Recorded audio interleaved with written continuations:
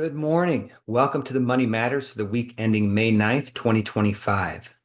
All right, we're going to shift gears this week, get off the markets. There's been enough about that. Let's talk about a topic that's an oldie but a goodie. Constant discussion, questions, conversation, Social Security. So I'm going to show you a real statement with the name withheld to protect the innocent, and we're going to walk through this thing and hopefully answer some questions for you. So here we go. Okay. By the way, anybody who's been working at least a few years should be able to go online and create a login to Social Security and get a copy of their statement. And I recommend you check it at least every couple of years to make sure that the information's correct and to understand more about these benefits that really almost everyone is entitled to in the US. So the first thing you'll see here is a scale, and this person is in their mid 40s. They've got the necessary 40 credits, which is essentially 10 years of work, is what you need to qualify for retirement benefits. So if you don't have those 40 quarters or 10 years of work, you won't have a retirement benefit. That's what you need to qualify. So that being said, the earliest you can draw is 62, and that will be a reduced benefit. You can see it goes all the way up to 70. There is no point in waiting past 70. You won't get any more money. Now, there's a huge debate as to when do I take Social Security. We do custom analysis for all our clients. In our analysis to save some time, the answer is typically when you retire. And I know that seems like an odd answer, but while you will get more by deferring Social Security, typically from 62 to 67, you'll see an increase of 6% a year. From 67 to 70, it's 8% a year. Keep in mind, though, if you're going to retire anyway and you're going to draw from personal assets, you're drawing down money that you could leave to your family or heirs. And with Social Security, there really is no legacy benefit. Your kids don't get anything. If you're married, your spouse will get the higher of the two, either yours or theirs. They don't get both. So that's an important discussion. To keep moving, disability benefits, you can qualify much sooner.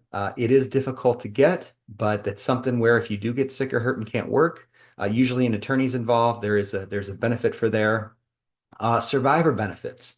We recently came across a client who is widowed several years ago. They're now 62. They were completely unaware that they were eligible for survivor benefits at age 60, and they've been missing the boat. So we're helping them get applied for those right now.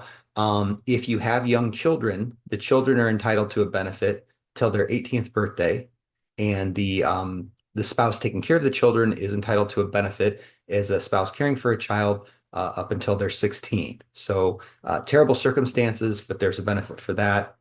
Talks about Medicare. Now, getting into the second page, this is going to go through your earnings record.